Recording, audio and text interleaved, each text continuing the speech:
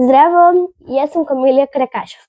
Учам во основното училиште ВД3 во Скопје и сум пето одделение. Денеска ќе ви раскажувам повеќе за книгата Пурпурното море, љубовни бајки од целиот свет. Денес ќе ви раскажам еден расказ од книгата кој се вика Тамлин, шкотска бајка. Ликови во оваа книга се Дженет, Тамлин, самовилите и грофот.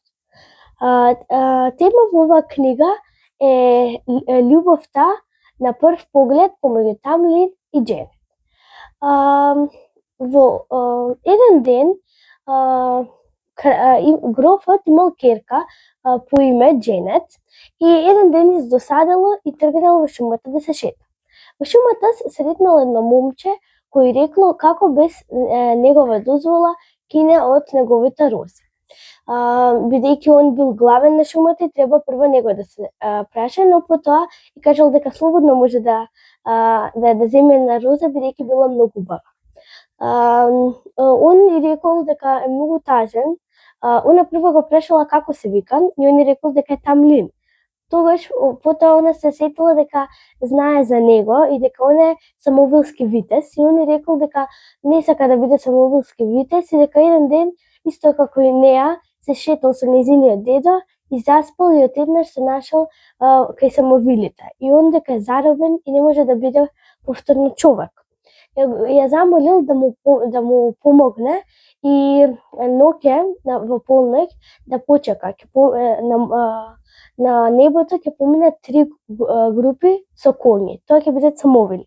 Во првата група она ќе почека. И во втората, а на третата група ќе го види него на убав бел коњ и и треба да го гушне толку силно и да не го пушти. А тогаш кралицата самовила ќе фрла клетви за да го земе да биде пак витез, но ќе го гушка силно за да биде повторно човек. Направила како што и кажал. Почекала на полноќ и почнале да доаѓаат коњите со самовили. Во првата група ништо не правила, во втората исто така, а на третата го видела момчето на бел убав коњ, бел како снег. Го гушнала толку силно и тогаш кралицата почела му фрла клетви за пак да биде витез на нејзиното кралство, но залудно. Тогаш му кажала збогум и дека и било многу жал дека најубавиот витез и најдобриот го изгубила. Тогаш заедно со Дженет се отишле во замокот кај татко и си живееле среќно до крајот на животот.